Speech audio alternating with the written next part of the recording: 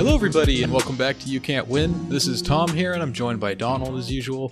And today we have a very special returning guest. Our very first guest on the show is back. It's Andy, and we're just going to be checking in on him. It's been a year, or maybe even more than a year, since we last talked to him. And we've talked to him offline, but on the show it's been quite a while. So we just wanted to have him back on to update us on where he is, how his life is doing, what's been going on. Last time we talked, it wasn't even COVID season. All that was in the future, so it'll be kind of interesting to see how his life has changed since then. So, how you doing, Andy? Hey, that was good to be back. Yeah, speaking of COVID season, it's interesting to me, my life has not been affected by COVID at all. Yeah, the same with all of us, too. Yeah. Because there's no lockdown. Okay. Sweden has just been and especially up in the north, nobody wears masks, nothing. It's just but I'm waiting on it's gonna be bad probably. Hasn't it been pretty bad? Yeah. As far as cases go, yeah. But I'm not sure. We had a few sick people in my county, recently. Mm-hmm. And I'm sure that's gonna go up and up. Yeah. Have the big cities been pretty bad, or? They're better about wearing masks and the social distancing stuff. My brother's been visiting from Gothenburg, and he was he just could not believe. Okay. The way people are acting up here, they just stand next to you and. Yeah. Yeah, it's weird. Yeah. When even if I watch a TV show or something, and people, it's not made during COVID times or whatever, and people are not wearing masks, they're just getting real close to each other, all that kind of stuff. I have this instant kind of feeling about it. It's very strange how that's changed. Yeah. Now the way the first place I saw more than one person wear a mask was when we picked up my brother from the airport. Everybody in the airport had, and everybody that was deboarding or whatever, they were wearing masks, including my brother. And apparently I wasn't even supposed to be in there not wearing a mask, but we got it handled. So that's been something I just kind of forget about Corona because my life is just I don't leave the house that much. Yeah. And I don't know. It's for sure it's bad, but not for me. Yeah. The 1,000-year quarantine that Tom talks about. Yeah. That's right. Yeah, if I can just get my classes done and everything, start working a little bit. Yeah. I'll be fine. Now's a good time to be doing that, I guess, in a sense. Yeah. You're not getting much of an education, but nobody is, so. Exactly. Well, I signed up for, I've signed up for classes that start in November. Mm-hmm.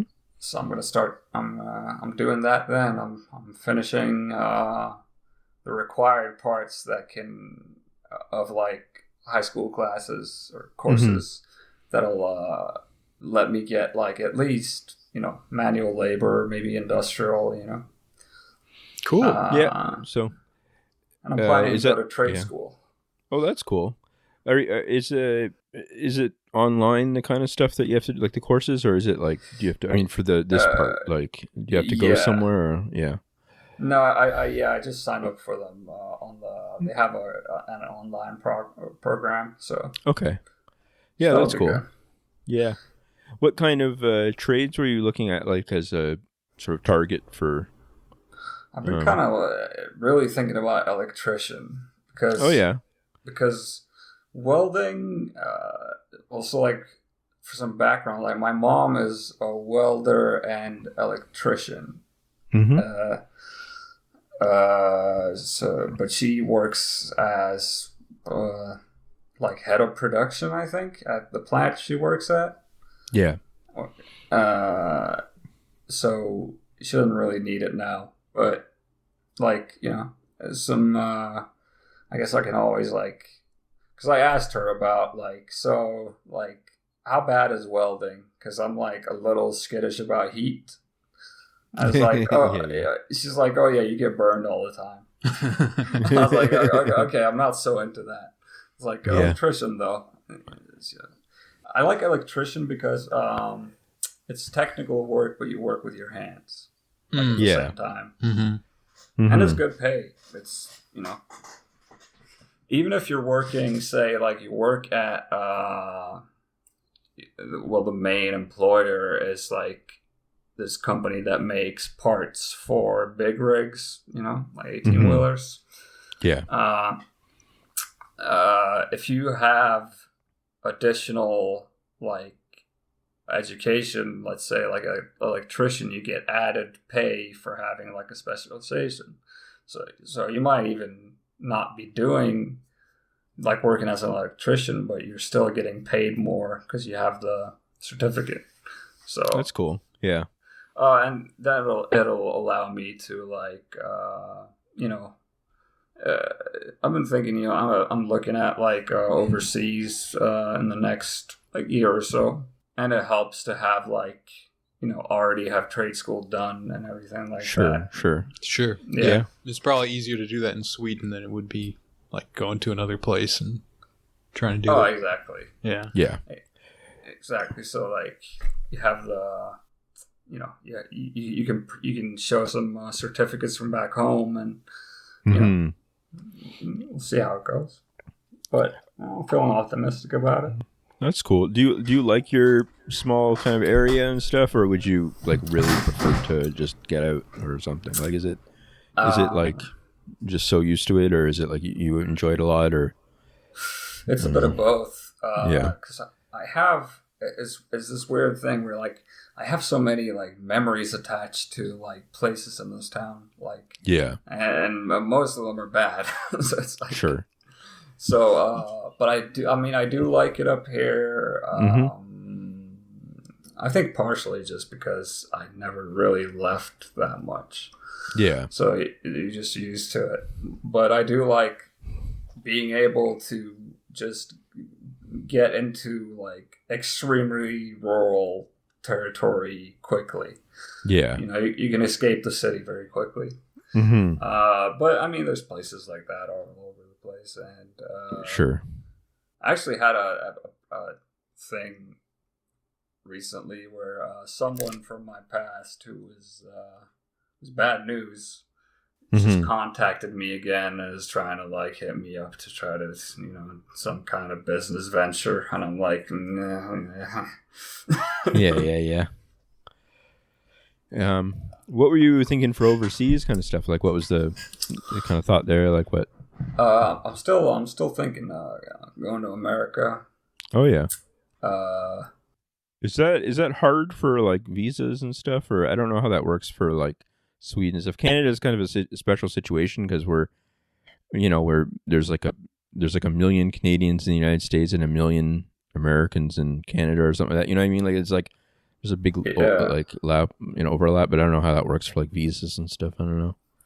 I guess maybe As far as I know, it's like the way I will probably be doing it, things work out the way they I'm planning them to, then I might be on like I forget the name of it, but it's basically a visa that lets you work, for the time being. And I mean, at first I'm probably just gonna do a visit. Yeah, cool. See how I feel, and then from there, But that's a little ways out. Sure. Well, yeah, it'd be good if we can all get together one day, so that'd be nice. But you come over to the UP with all the other Finns and stuff. Oh yeah, that'd be a good time. It'd be like you never left home. Yeah, we'll go to Ypsilanti. Yeah. No, aside from that, I've been sober like 6 months. Hell yeah. Which is it's good news. Yeah. If I was in like NA, I would have hella day chips. Yeah. It's good. But no, I haven't done it through any program or anything. It's just kind of, I was like, I need to stop doing this because I'm gonna die. And I had a lot of help. The person who was my girlfriend at the time really really helped me out, especially at the start, when it was toughest, to just keep like my motivation up to keep going, because it was like I want to say like it was a good like month of just feeling real bad. Yeah. But it's really worth it. Like you get I don't know. There's like to just have your head be clear most of the time is just different. You know what I mean? Yeah. Well, I mean, by the end, I was realizing I was like, actually in withdrawal, like probably like 70% of the time. Yeah. So it's like no good anyway. So it's like, how about I just extend this withdrawal and just ride it out. Yeah. And that's ended up working for me. And yeah. You feel like it gets easier the longer you stick with it? Oh yeah, definitely. I mean, the main part isn't even. I mean, the chemical part of it is rough, because I was on like a lot of benzos and stuff. Like, I was doing crazy things like taking like 200 pills in a day of certain things, and like, it's like blowing like $300 in a day, just to not even really feel high. Sure. That helps some, just knowing that I hit rock bottom. Yeah. I mean, I think the time I knew I hit rock bottom was basically just like, all right, you just got through, you just went through like 250 pills in like a day or two, and it's going to be like 20 days until you have any more money or anything. So like by the time you can use again, the worst part is already going to be over if I stick with this. So sure. That was also like kind of good timing, Yeah. What was the sort of like physical things you're going through like during withdrawal? Was it like, or once you sort of got, have you noticed just like physically improvements and stuff in terms of like not feeling pain or something as much, or is it, just I don't know. Yeah, I mean the first parts of withdrawal from benzos especially is like your whole face, like your whole body just hurts. Like, yeah. Like, because your muscles start involuntarily contracting, and like, it's just cold sweats every night. I slept probably like 3 hours a night or something. I was, laying in front of the TV a lot, like just just trying to stay sane, Yeah. Those symptoms kind of subside pretty quickly. Okay. Yeah. I would say 2 to 3 weeks. I wasn't really feeling the physical part of it anymore, but it was like, I'm not gonna lie, it's pretty horrendous. Like, sure. Yeah. And the mental part of it is like worse, really. Like, you just feel like you're on the edge of just snapping, like, sure, the whole time. Yeah. But once you get through the very difficult part, it's just I feel good. Like, I feel mentally and physically just feel better. It's like, like, I feel just emotions more strongly again. That's good. Yeah. Because it really dulls your emotions. Sure. and just being able to feel like, oh, I actually like kind of feel good right now. It's like, Yeah. this is wild to just, and I'm like, I'm allowing myself to feel good as well. Yeah, that's important. It's hard because it's like it's not something that, like, allowing yourself to feel good and stuff is something that you hear a lot when you're not doing well, but it doesn't sink in, I think. And then once you start to feel a bit better, you're like, oh yeah, that is important. That is like a real thing. I don't know. Yeah. So exactly. Because like a lot of things in my life that I've gone through that are like similar. I mean, I've quit other things before. Mm-hmm. Like I was drinking a lot when I was younger and quit that. But that wasn't really the same addiction wise, because I didn't really get any withdrawals or anything. Okay. Yeah. You gotta drink a real long time to get withdrawals from it. But mm-hmm. Yeah, you quit blowing guys at the truck stop too. That was a tough one. That was the toughest one of all. Yeah. Giving up my life as a lot lizard. Yeah. But no, it's just good. And I got more back into, like, the thing that has helped me a lot, like, aside from my then girlfriend, was turning back to faith more. I got more back into Islam, like, getting my place cleaned up, so like I can actually I can actually pray here and stuff. It's because it was, my living situation was not good. Yeah. Like I basically let the house just fall apart for close to 2 years. It was it was like a year and a half, give or take. Like, I didn't clean, I didn't do much laundry, it was just a horrible situation. So but no, it's been good, like, because you realize, like, I don't know if it's a little cliche, I guess, but you realize what's important in life when you're not, your head's not all muddled. Sure. Yeah. You're like, oh yeah, these are the things that I actually care about. Yeah, and even just that basic stuff like cleaning and stuff. It's funny that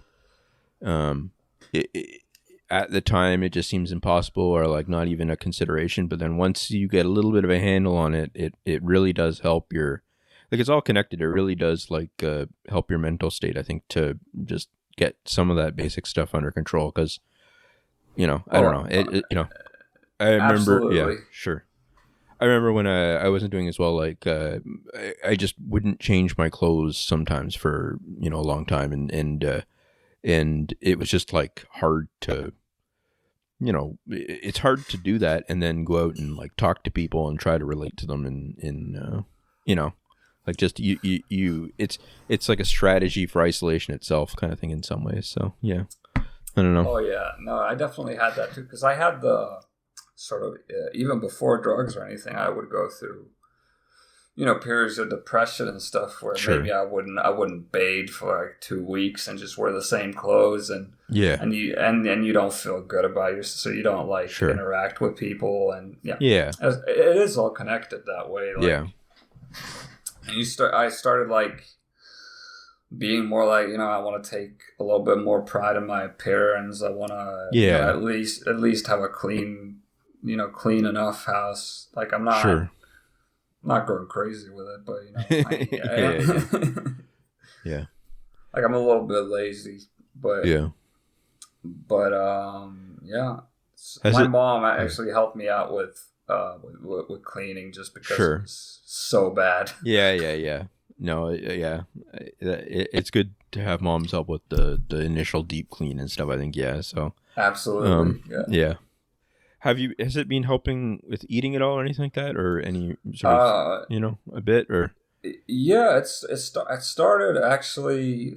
It's interesting. That was actually, I got back into like regular therapy with a therapist. It took decently long time. But I'm finally like, seeing a therapist on a regular basis, and it has helped. Like, there's just this one day when I was there, she was like, because I was still not doing great, even though I had been off the drugs for a while and stuff. It was like I wasn't doing too great with I have like a trouble eating and all that. But she was like, "Well, I'm gonna like have to commit you unless you just like eat something right now in front of me." Yeah. And I was like, "All right, what you got?" And she was like, "Actually, I packed a lunch yesterday that was like soup, and I packed it like today as well. But then I got invited to lunch with a friend, so like I actually have some spare." I was like, "All right," and she just brought out soup for me, and I just started eating. I was like, I don't know. It's kind of this strange how things kind of change. Like, things go on for a long time. Yeah. Like, especially with like intrusive, compulsive thoughts, stuff like that. Yeah. But you get to a point where you're just like, nah, I want to choose to like live. Like, I don't want to, because it becomes a real, threat. Like, you can die from like malnutrition and stuff, Yeah. And ever since then, it's been better. I'm getting more calories in me. I'm having at least like having soup and stuff like that. Like working my way up. Sure. Yeah. I've found in the last little while for myself, at least, like stuff like just having snacks that are like around me kind of thing. For at certain points in the day and stuff, is just easier to do that than sometimes to cook and or like just figuring out the simplest things to cook and stuff, just so that it's like, I can get through it and kind of just do it. And then once I do, I find like I get like, an accomplishment or something out of it too. I feel like, definitely, because it helps. So yeah. Mm-hmm. Oh, definitely. And it feels, it changes, like it's changed my mood too. Cause it's like you go around being like super hungry just all the time. It affects your mood. Like your blood sugar is all out of whack. Yeah. And that's something I've noticed. And like, sure. Oh, I'm not like super irritated all the time. Yeah. It helps. How is like you just stuff like, do you get headaches a lot still or anything like that, or like any sort of just basic pain and stuff, or is it you feeling a bit better? I have some weird kind of physical problems where I think I did like, because I had a period about 2 years ago now where my legs didn't work. Yeah. And during that time I hurt my left leg a little bit, I think, because it's been starting to like periodically it'll just like start flaring up with pain. Yeah. And but I have less of sort of like tension headaches, that type of stuff. That's good. Yeah. I mean, I need glasses. That's also one of the things of like just taking care of myself. Like I haven't worn glasses in like 3 years. Yeah. And I need them. So. Sure.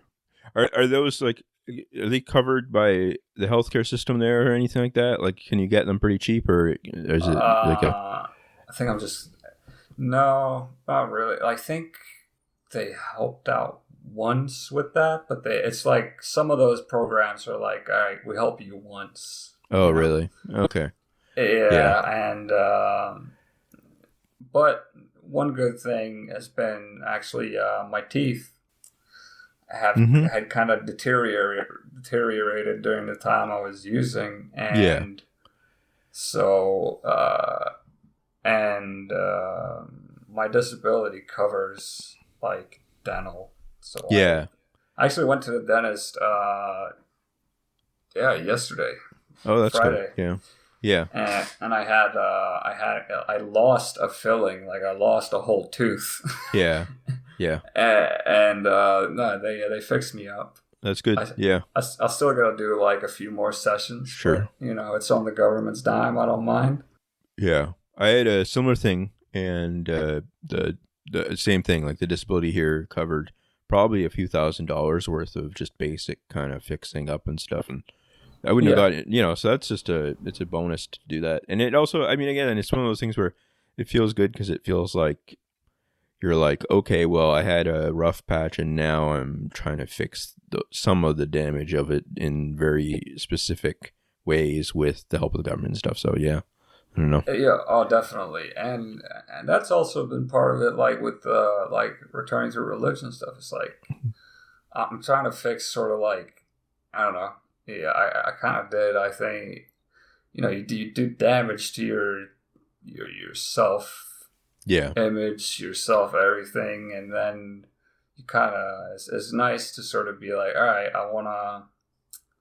So I'm actually I'm retaking my shahada, which is the proclamation of faith, which when you convert to Islam. Yeah. I felt that it was like appropriate. Well, both because I was a little nervous about my first one not counting, but hey. But also just because it's like it really feels like a new beginning. And, sure.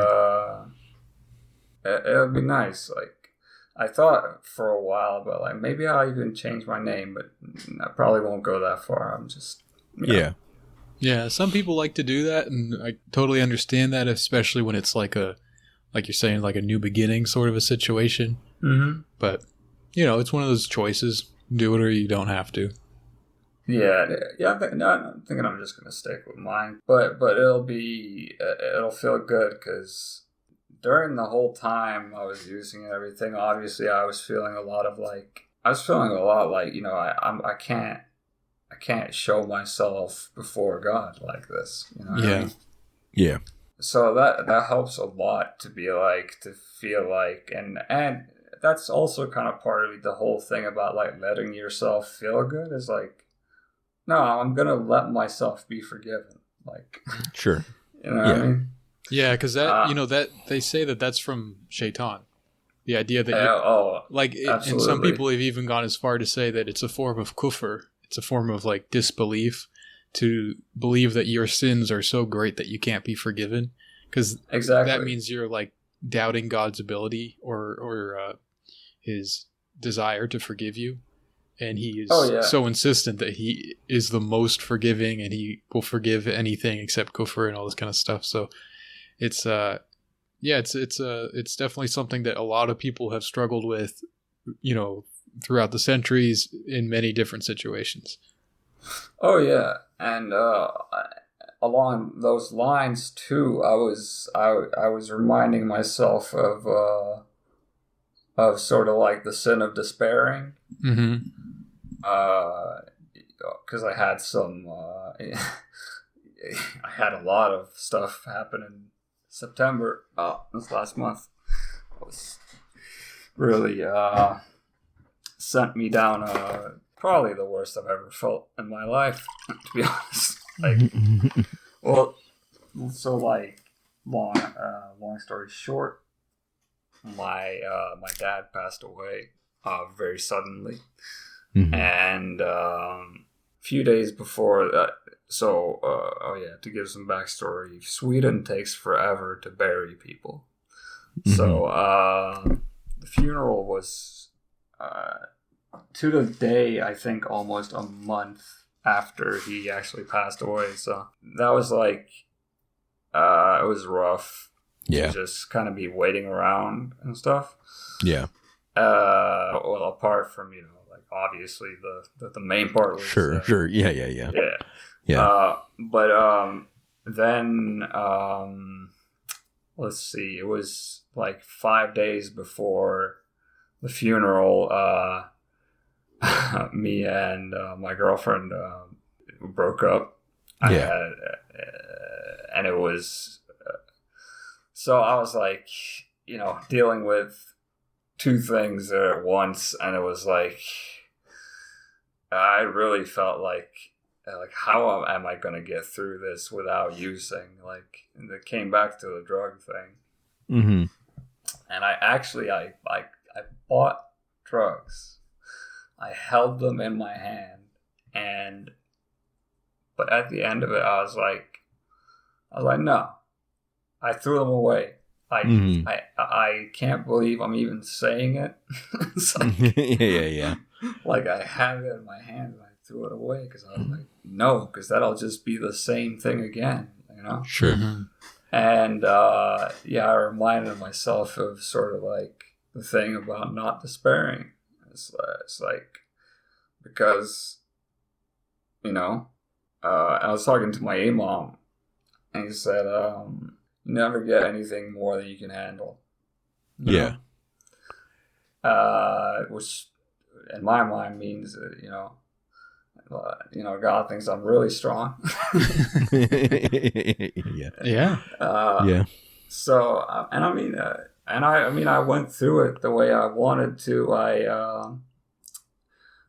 I went through the funeral procession. I said a dua over my father's casket, and as much as I had memorized, I found the one I wanted to recite, and I had about 3 days to learn to recite this in Arabic, and with limited time as well during the whole procession, you know. Sure. So I said it as well as I remembered it, but with intent, from the heart. So I feel like that counts. Oh, for sure. Well, there's a hadith that says that the one who recites like perfectly and beautifully gets one reward, and the one who struggles and stumbles through it gets twice the reward. So, hey, you actually doubled up there. Yeah, I'm coming out on top. Yeah. No, so that was tough, and I was maybe people who follow me on Twitter saw me kind of going through some stuff there. I know I did. There was a couple days or something where I was like, oof. Yeah.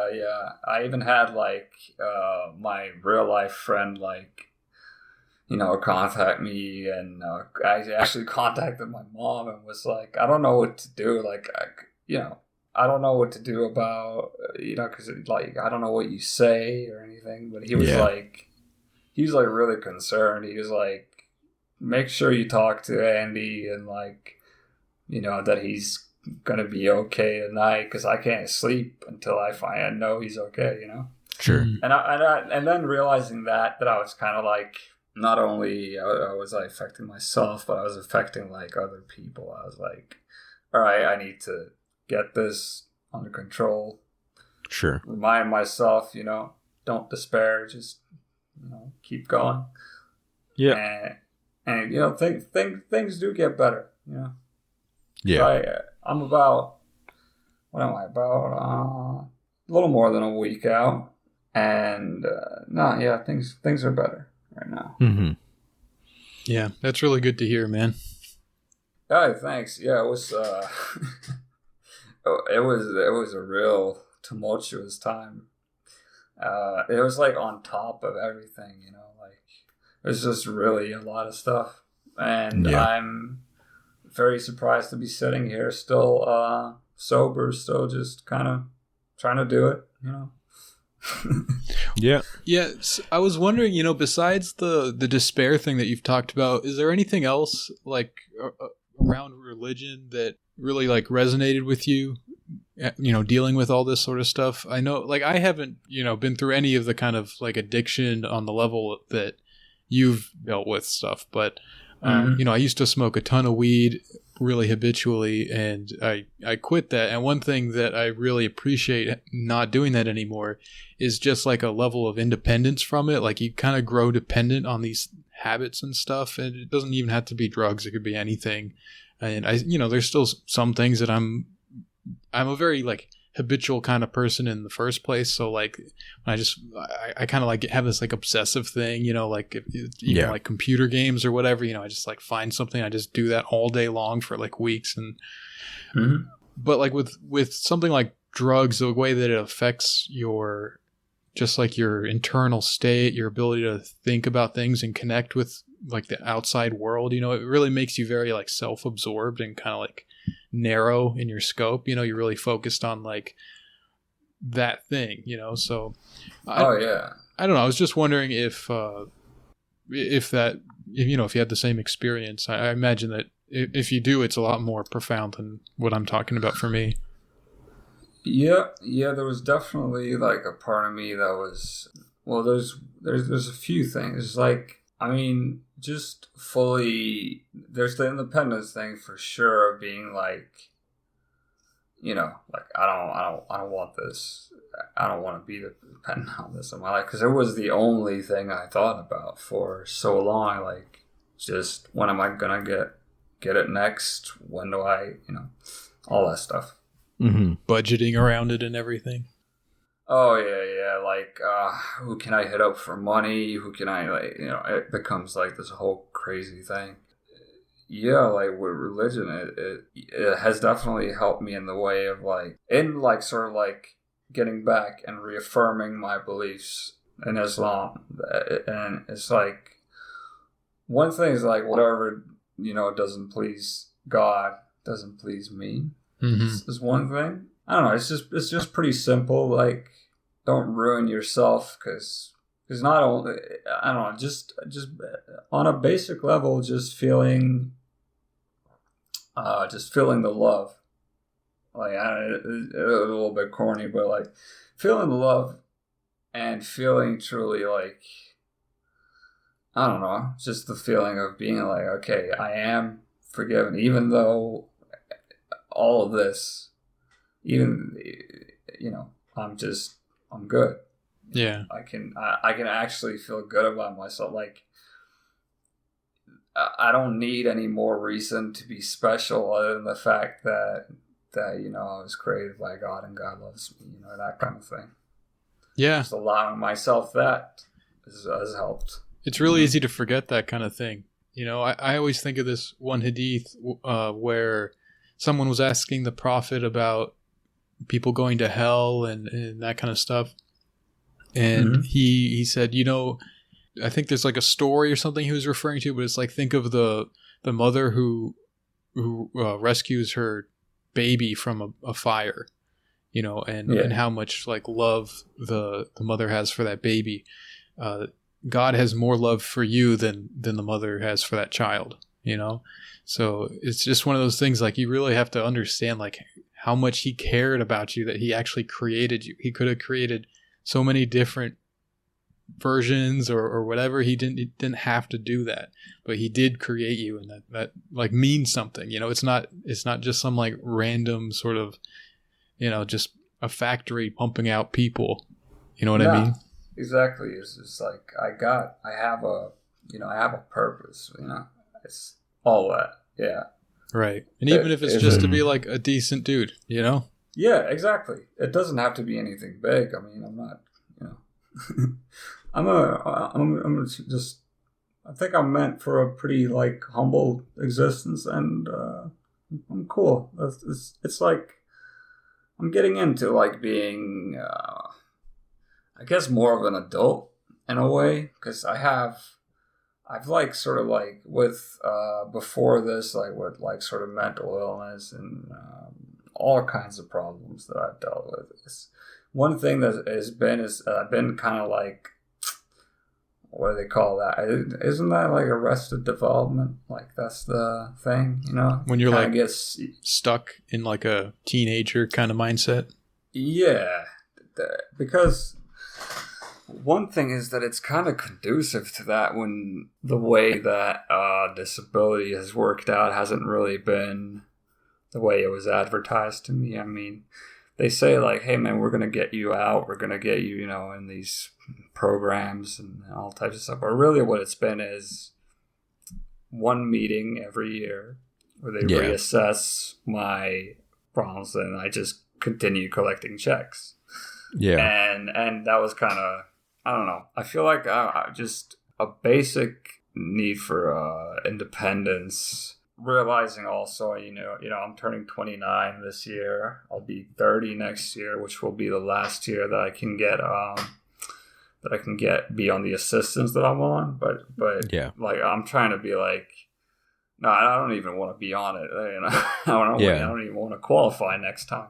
Sure. No, it's just I feel like I've grown a lot in a pretty short time, just in all kinds of ways, really. Like a big factor of this was really like my father passing is kind of woke me up and was like, yeah, I don't want to go out like that. Like, I don't want to just, Sure. you know, he's 54. So it's like, I don't want to sit around and kind of like have my life be miserable and then just die one day. Like, it's like, no, I want to live a lot, you know? Sure. Mm-hmm. So that's been the thing with like motivating me to be like, yeah, I'm gonna go to school. I'm gonna get a job. I'm gonna do all these things. Like I wanna not just. I feel like for most of my life I've just been observing sort of life, and I want to be more. Like I want to be part of it. Like I want to be. Yeah. I want to be part of society. All that stuff. You know. Mm-hmm. Feel like I'm actually doing something. You know. Sure. Yeah. Yeah. So it's a lot of stuff like that. I mean, that's all really good, you know? Oh, yeah, definitely. It feels like even weird to be saying it, you know? Like, Yeah. Like, man, like, I'm actually excited to be, like, doing my schoolwork and all that stuff. Yeah. Yeah, that's great. And like, I've been dedicating myself to sort of, like in my personal life, just becoming a kinder person, controlling my impulses more, like, because, you know, I've had on and off sort of like, well, not really on and off. I've straight up had like, problems that cause a lot of difficulties with interpersonal relationships, and just working on myself, you know, realizing that I can actually be like a better person to be around. Yeah. Stuff like that, you know? Mm-hmm. That stuff comes back around to you, you know? Like, you do good to people around you, and you just, like, kind of work on yourself, and then you kind of see the benefit of that. It's not just... I mean, the main thing is that you just become sort of like a better version, and that just feels good, and you just... you know, as a person, you just feel good about yourself and everything. But it also like opens doors for you, and it's just, I don't know, there's like, it's just positive on positive on positive, you know, there's like no downside to it. Exactly. That's really how I feel. Like, I think I was in denial about some of the stuff, like, but yeah, I mean, man, there's a lot, but yeah, like mainly it's the thing of like just working on not dealing with this kind of like explosive rage I've had. Like that's really, that's been really bad. I had like a real crazy moment close to the funeral where I some like 19-year-old kid on my block was like eyeballing me, and my mom had like come by because I talked to her on the phone and I was sounding crazy. I was having like an episode, you know. Because I have like BPD and like PTSD, all this type of stuff. So I just had like a real bad episode, and I ended up. I was sitting in my mom's car talking to her. You know, she's kind of like trying to talk me down from being like really worked up, and like basically, you know, I was gonna hurt myself and stuff like that. And this kid was staring at me, so I stepped out of the car and I just yelled across the block, like, "The fuck you looking at, pussy?" And and then realizing, like, I don't know, just kind of realizing where my mind was at. It's like that's also like kind of like a thing. That thing I was talking about growing up is like, man, you're like almost 30 years old. You can't be yelling at people to get off your block. Yeah. You got to get them off your lawn, Yeah. Exactly. It's time to stop getting people off the block. Start getting them off my lawn. Yeah. That is very good. No, but ever since that episode in particular and some other stuff, I've just been like, all right, how do I make myself not so crazy? And it's been having positive results so far. Like I don't know, I just have more patience with stuff. I don't get like agitated as quickly, and I don't know. Just working at it, you know? It's funny how just like committing to things like that, all of a sudden it just becomes so much easier. Like, you know, it just sort of like deciding to like, this is something I want to do. That in itself just that's like 90% of it. Then it's just like sort of like reminding yourself in those moments, like, wait, hold on, I'm not trying to do that anymore. You know, I'm trying to be a different way. Exactly. Like when I catch myself being like you know, like just in a conversation, a text conversation or something, just taking a second and being like, wait a minute, like, you don't want to say that. Like, you know what I mean? Yeah. Like, just the fact that I'm taking like these extra steps, sort of, and like, especially because it is like, especially when it comes to impulsivity.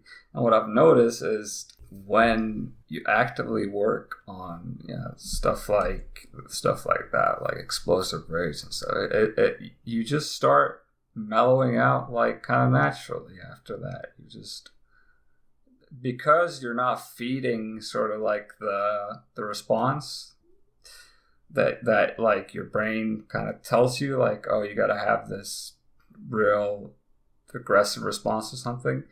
The less you do it, the less you feel like that way, and that's been great too. It's just like, because it's no fun. Like, I used to walk around really like just kind of pissed off all the time, and I don't really feel that way anymore. Yeah. So that's been good.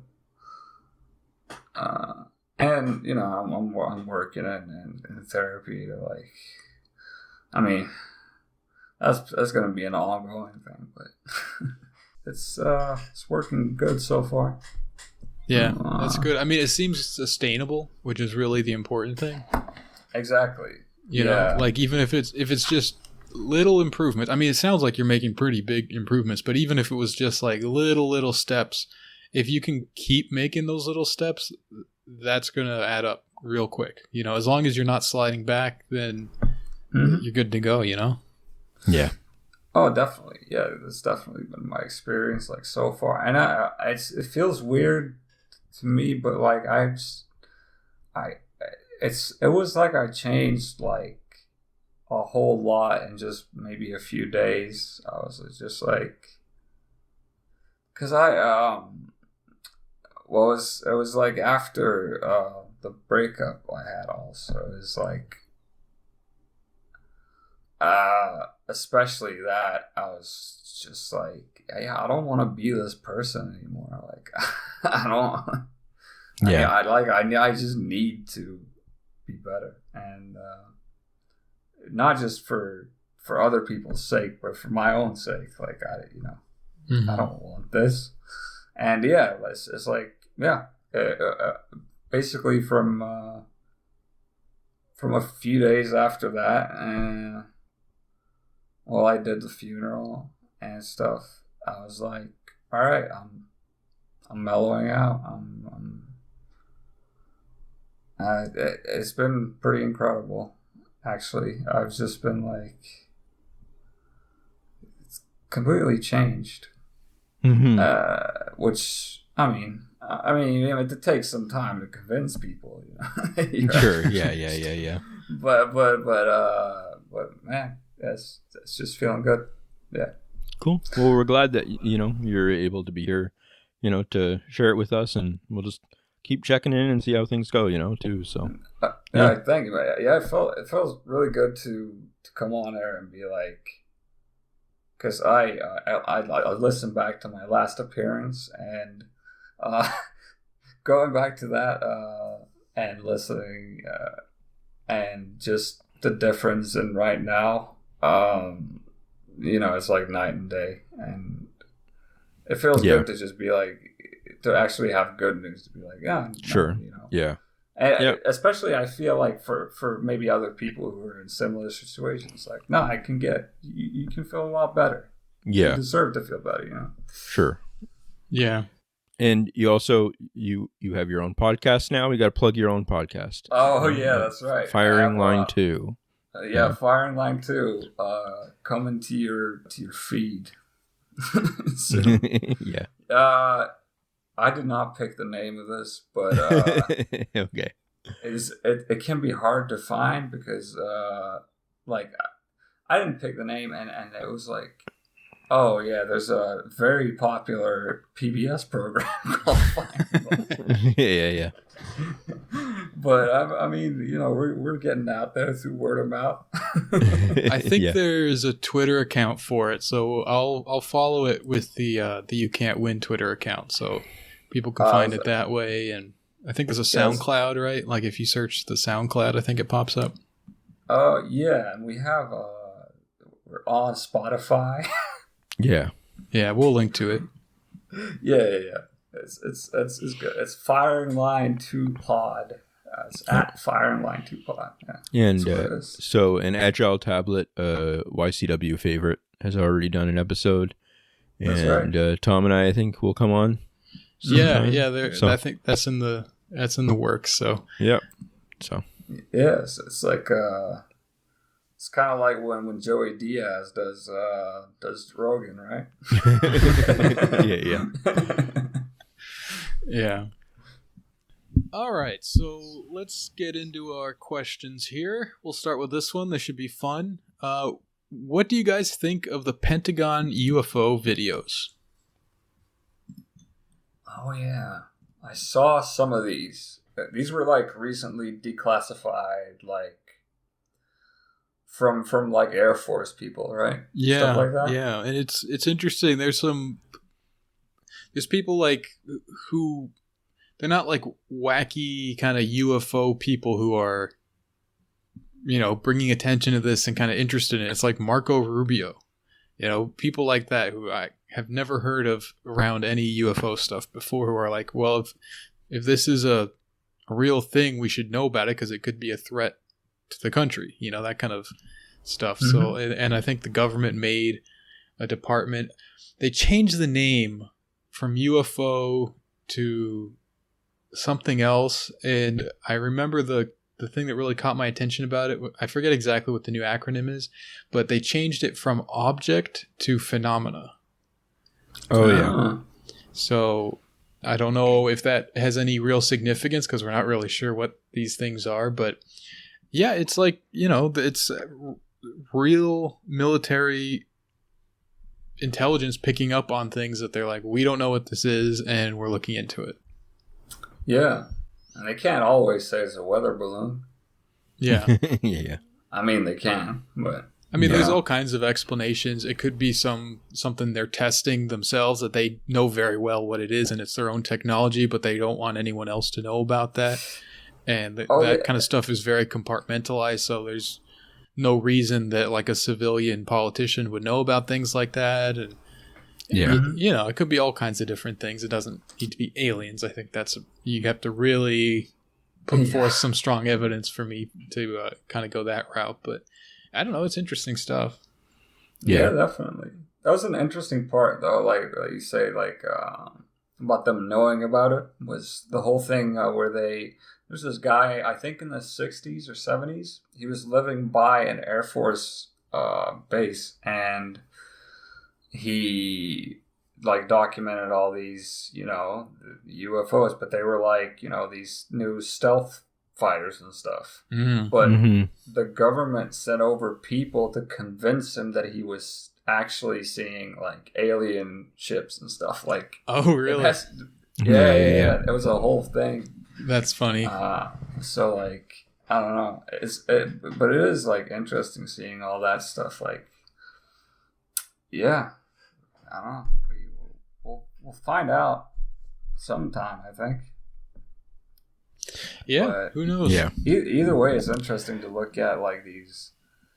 I sometimes I fall into like those kind of holes where it's like, oh, this observed above blah blah. Yeah. But having it be straight from the government, especially, is like, all right, take a look at this. This is only sort of slightly related, but it's to me, I kind of think like about what kind of future technologies and stuff it could be or whatever. But like, why did drone technology kind of pop up in the last few years? Is there some advance that happened that I don't know about? Because if I had seen drones when I was a kid, I would have thought they were UFOs. Do you know what I mean? Right. Like, or something like that. And was there something about like lighter materials or better? I guess maybe the computers inside. That's got to be it, right? So, probably, and like the ability to like Wi-Fi kind of connections. I mean, Sure. Wi-Fi isn't the right word here, but I know what you mean. Yeah, like cell phone connections have improved like dramatically. Because I mean, when I see drones and stuff, still I'm like, how can that work? I don't know. You know what I mean? Like I feel like it's a weird technology almost like that like I would have thought was like Back to the Future stuff in the past kind of thing. Yeah, you know like what I mean? Like it just insane clown posse. yeah. Fucking drones. How do work? they work? Yeah. But no, yeah. Yeah, I think it is. What improved is the response time, like the lag time, like in milliseconds, for the computer stuff. Okay. And I think some advances were made in like lighter materials, but I think it is mainly just like they can reduce sort of you fly with an Xbox controller now, basically. Sure. Yeah. Oh, and that's I've been playing a lot of Call of Duty in the last year, and they always have like missions where part of it is you pull out an iPad, like a tablet, and just pilot drones into things, and or like use a Predator drone or whatever, and it's pretty amazing. I don't know. It's like it just feels very cool. It's like, but I was thinking that like because I feel like it has to be something like if there's something that is able to move in strange directions and all that, you got to think that like it's some, I don't know. It's got to be. I feel like it can't be just some giant ship or something. You know what I mean? Or like a big thing. It's got to be something that I don't know. I'm assuming that it's human or something. I guess is the first thing. But like, yeah, I don't know. Yeah. Yeah. Anyways, until you find out they've been here all along. Yeah. Okay, let's move along here. This next one says, I have never properly / as a Muslim prayed salat in a masjid. I only became serious about my Islam recently, and the local masjid just reopened with restricted prayer attendance. I live in the forsaken, Rona-ravaged United Snakes of America, in a badly hit county in a badly hit state. And I'm worried about catching and passing on the virus, and also taking a salat spot away from another older Muslim. Should I stay or should I go? I know for me, like I have been staying away from Jummah throughout the quarantine. The mosque that I usually go to is doing like limited numbers of people, and I think the concern about taking a salat spot from an older Muslim that's basically where I'm at. I'm sort of thinking like there are people who, I don't want to say like they deserve it more than I do, because that's not really the calculation I'm making, but I'm just sort of thinking like other people who really feel like they need to be going. Yeah. I'll leave that for them.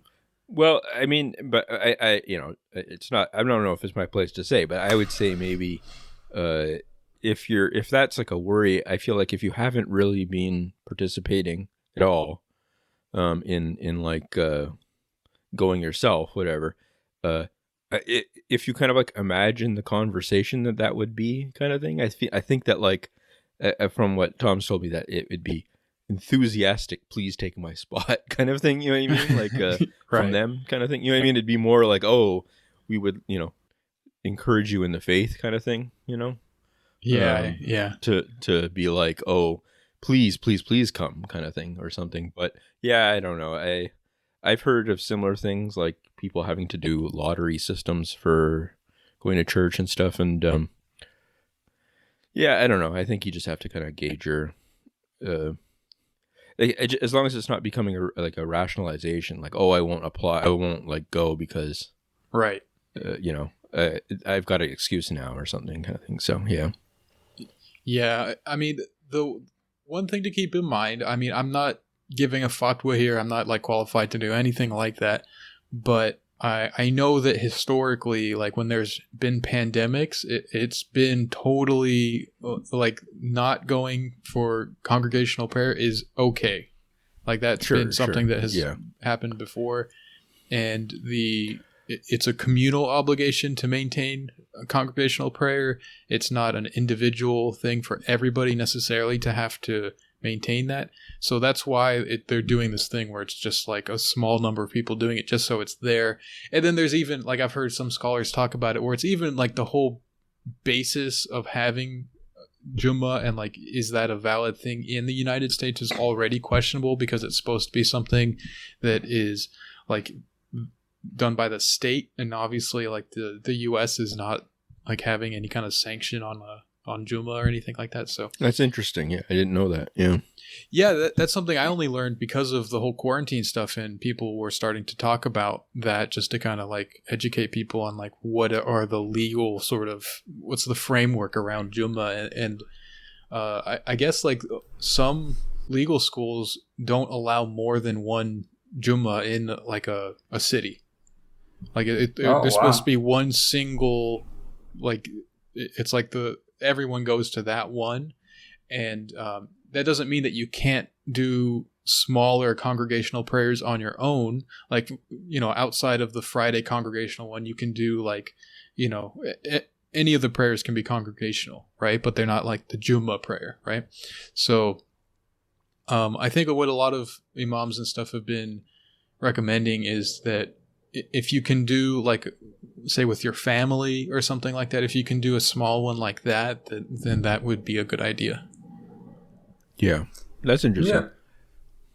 Yeah. In my case, it's been they've just started sort of letting a little bit of limited spots, and I've been feeling the same things a little bit about like, you know, am I taking some other person's spot here if I go, but no, I think there's both things there. That's like what Don said about I'm sure they'd be glad to give their spot. I feel like that's valid, and I also feel like especially if your county's being hit particularly hard, it might be might just be a case of just letting the 1,000-year quarantine be, staying put. Sure. Yeah, God has willed it. Dave's fault. Well, yeah. The other thing I'd say is that if like you've got this impulse to sort of, you know, work with the community in some way, or you know, if that's part of it, if you want to like still be engaged, not necessarily just with the prayer, but like, you know, like with the you know, faith community in your area or something. One thing is, and you know, I'm sure there's other ways to, you know, like help. You know what I mean? I think that because I was just thinking this because I read that like a lot of charities and stuff do collections at churches or, you know, mosques and all that stuff, but like because they haven't been meeting, like just to give an example of something that I read, like there's like an international development one at churches here, and they weren't able to do their special collection, and that will cost them out of their budget $5 million this year. Wow. So it's just like,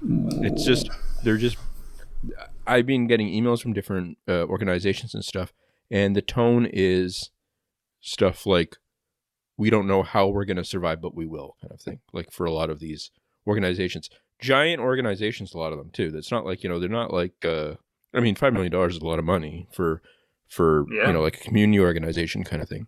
Even though it's nationwide, but it's still like, you know what I mean? It's one of those things where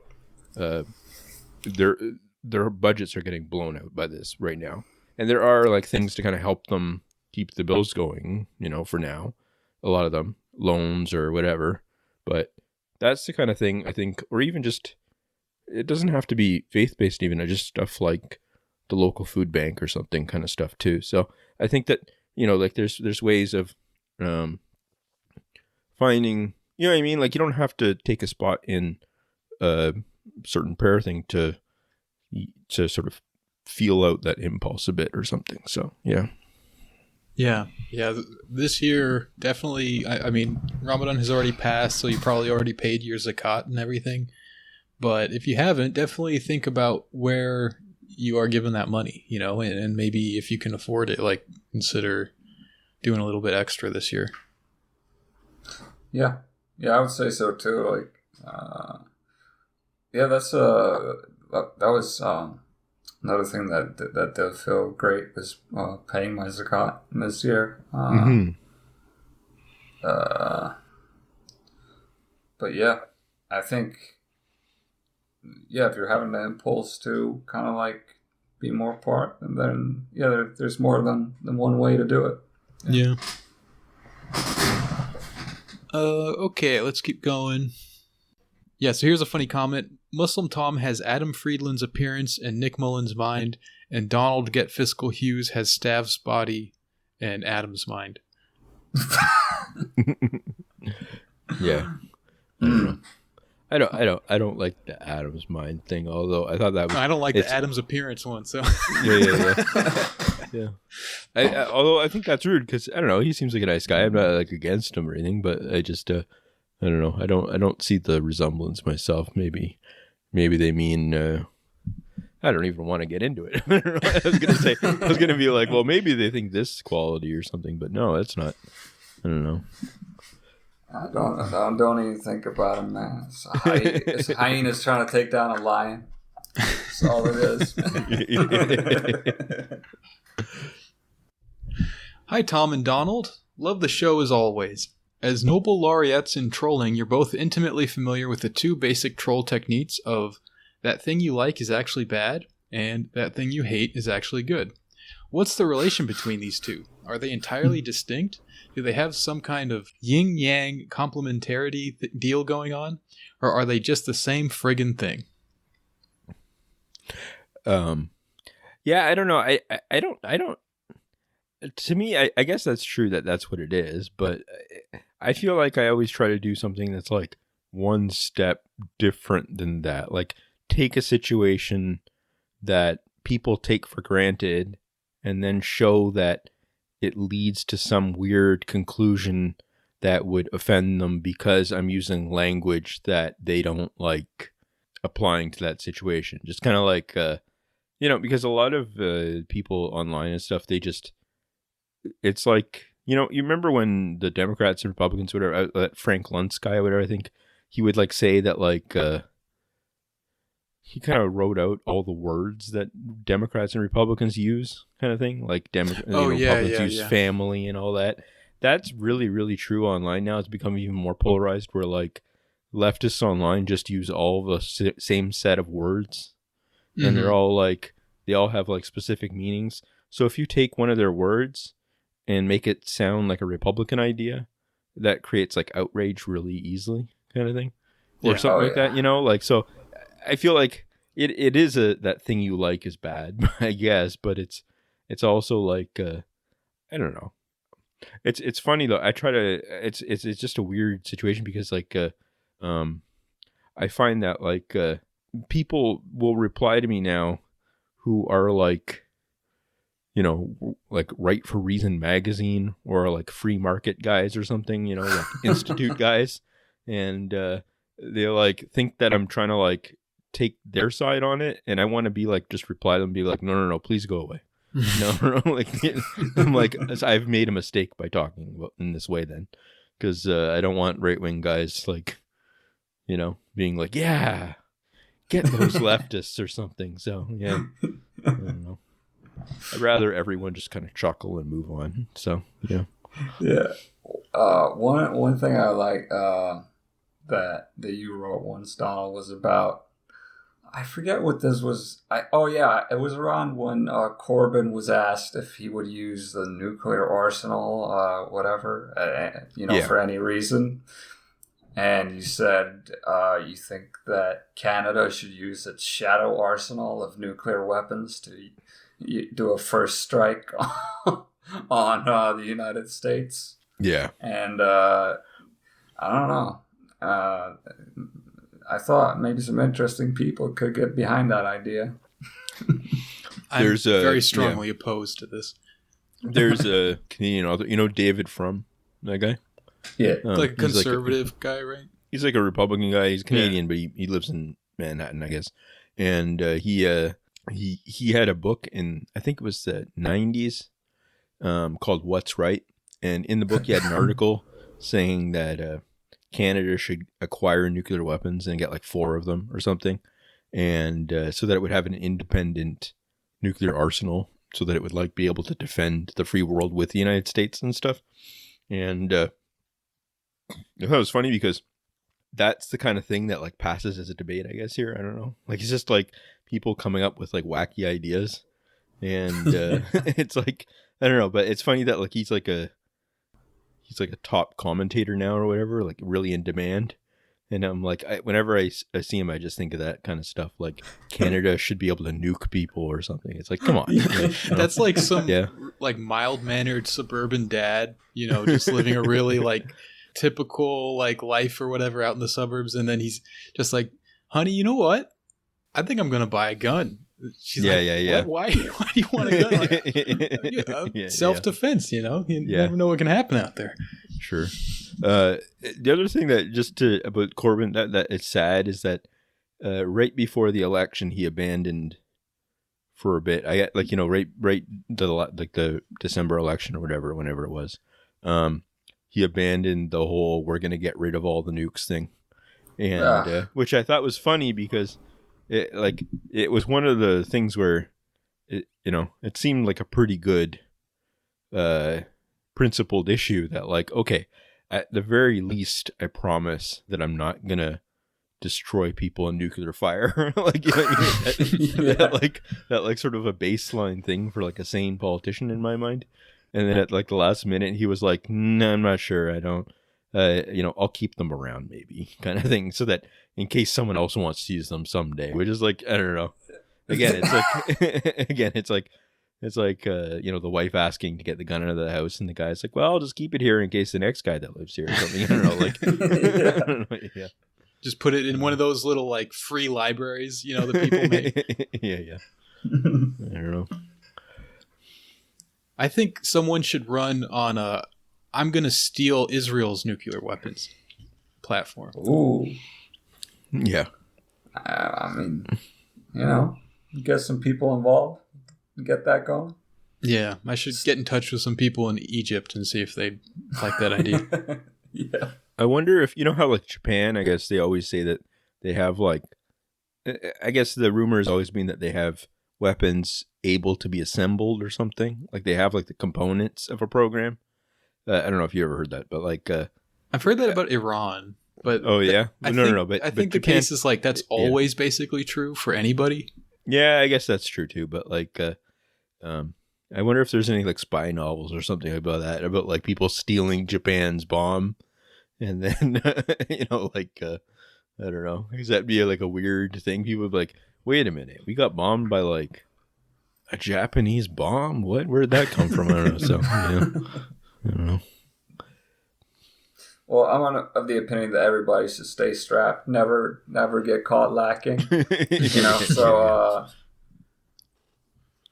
sure. Not me. I'm gonna give up at any time that like I'm threatened. I'll just back down. I'm fine with that. I'll just lay on the ground and be like, take all my things. So when we were in the toilet paper hoarding phase of quarantine, and everyone was kind of looking at things like I got to get a gun and all that kind of stuff, as soon as I started to consider it and sort of convincing myself of like, oh, this would be a good idea, I immediately went to like home invasion fantasy zone.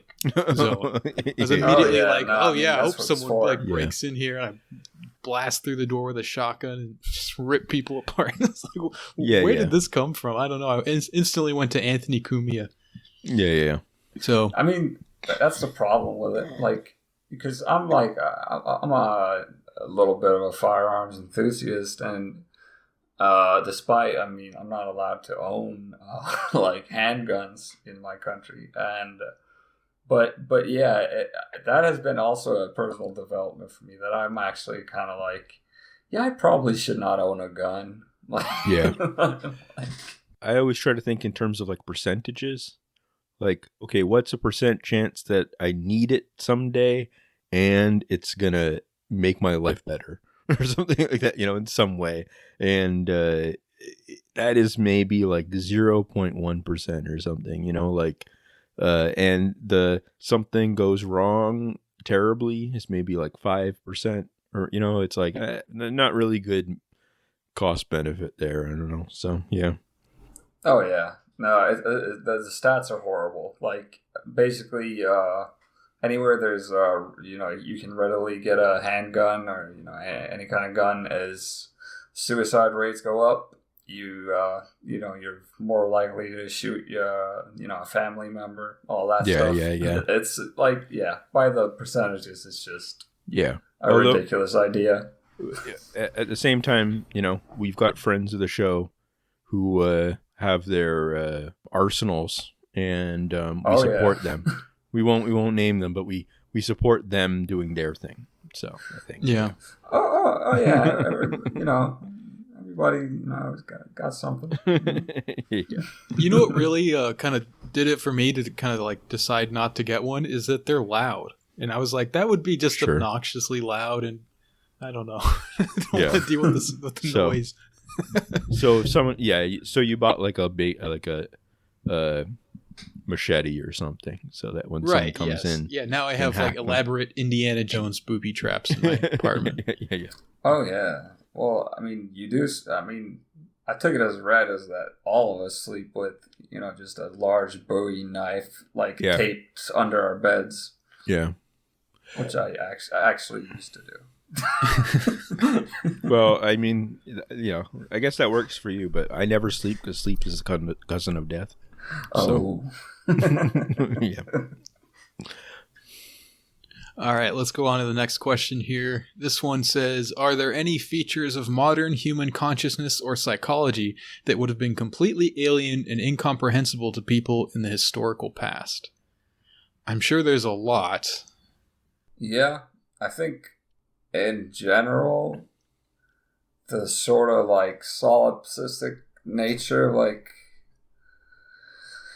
I mean, that kind of modern society one pushes for really hard would probably be hard to understand. It's like, what? You just kind of live in your world and you don't really interact with your community and all that stuff. Yeah. Other than that, I mean, I'm sure. I think the idea of like progress would be very alien to a lot of people in the past, where they kind of knew that the way they lived is the way that their forebears lived, and the way that their children would go on to live. Like, I don't think people had this like really strong sense of things changing such that they can actually notice the changes in their own lifetime, or even like from generation to generation. That's a very recent development where you can like track technological change. People talking about, I remember when the first train and when the first color TV, that was not a thing. People were dealing with basically the same technology for generation after generation. So I think that has probably changed the way we look at all kinds of different things. Yeah, I mean, and not only that, I think people were more aware of the fact that things can actually get worse, like, technology-wise, because that did happen. Mm-hmm. Like maybe it's the same, or maybe it gets a little better, or maybe we go, into a bad period again, and everything's bad. Yeah. Yeah, there is sort of like a lack of belief that like things could actually turn for the worse. Like people are, people talk about like, climate change, apocalypticism and stuff, and they talk about like, yeah, things are going to get really bad, but there's still this thing. It's like you kind of feel like people don't quite believe it. Like it's not really going to happen somehow. Sure. Yeah. Well, it's because it's not on their doorstep yet. Yeah. Basically. Yeah. Yeah. Well, it's coming. Yeah. I'm not sure really. I mean, I people do say a lot of stuff about like the sense of the self, other than just the solipsism kind of stuff. I think that there is something about like thinking of yourself as like an independent person who sort of looks at problems in society as an individual and kind of stuff. I think that there is something there about like how before you probably would have thought of yourself more as very, very embedded in a specific kind of social role or something, and that you would have a huge number of expectations based on that.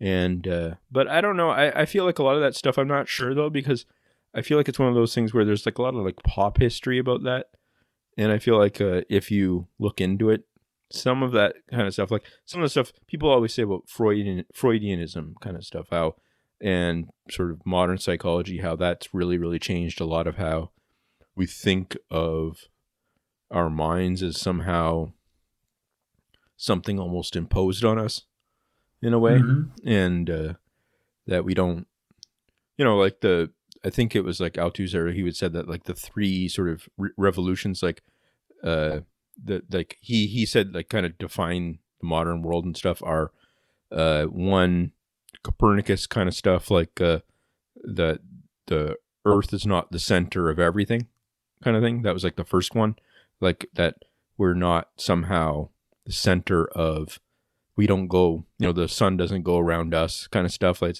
it's this concept of like us being embedded in a natural world, and that we just happen to be here on that world kind of thing. And then the second one was like Darwin, and it's this idea of like that we're actually part of a natural system in the way that like actually even ourselves. And then he said that like Freud, Marx and stuff, like Marx was like sort of the discovery of history in a way kind of thing, like sociology and all this kind of stuff, like that we don't actually dominate the economy in a lot of ways, like the economy dominates us more than anything else. And then Freud is even ourselves, like even our individual selves aren't masters of our own reality. We're just kind of buffeted around a lot by all these emotions and weird, things that we don't really have a lot of control over and stuff. And he's saying that like those are like four things that you just have to like that really define the modern kind of contemporary world, and you kind of have to think through at least. Anyways, I really like that model kind of thing of things like that's the kind of stuff you have to at least reckon with if you're going to criticize modernity or whatever. So, yeah. Oh, yeah. No, that sounds interesting. Yeah. All right. Okay, this person is asking, is it haram to eat owls? I'm not sure about that. It's illegal. I'm pretty sure. Yeah. I'm reminded of Theo Vaughn talked about eating an owl for Thanksgiving on Joe Rogan once. Yeah, but he said he only had a little bit. Yeah. Yeah, that's pretty good. Funny. I think they made a clip out of it on YouTube. If you want to check it out, it's pretty good. Oh, yeah. Yeah, I really love that clip, actually. Okay, so I looked it up real quick. This is just a quick Google search, so I'm not like vetting the source or anything, but it seems okay. And it says owls are not haram. It doesn't give, owls are haram, and it does not give a specific reason or anything like that. So I'm not really sure exactly what it is, but yeah, they are haram to eat. Well, that ruins my Thanksgiving. Yeah. All right, let's do one more here. Okay, had an idea for a movie? Let me know what you guys think. Tom and Donald set up rival troll dojos. Tom follows the way of saying it 2 times, and Donald follows the way of, sorry, I'm deleting it. I feel like that's a really good way of, like, setting our two trolling styles apart, actually. All right, so it continues here. They begin as friends, but the rivalry between the dojos begins to heat up, culminating in a big showdown between their students who attempt to make the other dojo admit that they are mad, a contest that is judged by the rapper Cameron. I think that's great. I think that sounds really good. I'd give it a watch. I wonder who would play us in the movie. No. Jason Alexander for me. I'm gonna go with Matt Damon for me. Okay. I'm not, man. I think the guy who played Theon Greyjoy on Game of Thrones, man. Oh, that guy. Yeah, he does actually look a lot like me. Kind of. It's interesting too. He has a sister in the show who looks a little bit like Tabs. Oh yeah. Oh, that's right. Yeah, people were posting about that. I remember this now. Yeah.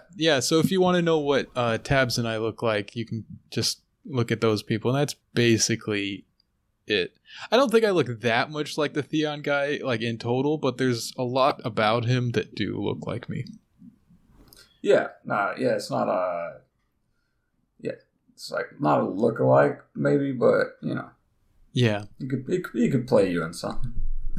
Yeah, for sure. Okay, I'll accept that. Yeah. All right. So I think we'll wrap it up there. Thanks for coming on, Andy. It was great to talk to you again. Good to hear that things are going well. No, thank you. It's a pleasure to come on here. It's always fun. Yeah, I'm glad you're, I had a rough patch, but in a good spot, really, in some ways. So it's good to hear the progress and stuff, and also that, bad things happen a lot, and you're able to, have that still making progress kind of thing is good. Yeah. So we're really happy about that. So, yeah. Yeah. Thank you. I was actually, one thing I'm also motivated by, with some stuff is actually something you said. It was, you can't wait around to feel like really great before you decide to to Sure. You just gotta feel bad and do this stuff for a while. Yeah. And you feel better. Yeah, that's a hard lesson, but it works, I think. So yeah. Definitely. Yeah. I always think of it like you just gotta clock in, Mm-hmm. All right. So if you enjoyed this episode of You Can't Win and you'd like a second episode every week, you can subscribe to our Patreon and you'll get that, as well as access to our Discord where you too can start your own spin-off podcast. If you want to send anonymous questions to the podcast for us to answer on the episodes, you can do that by going to the Twitter account and you'll find the Curious Cat there pinned and you can submit your questions there. Thanks for listening and we'll catch you next week. Thanks, guys. All right. Thank you.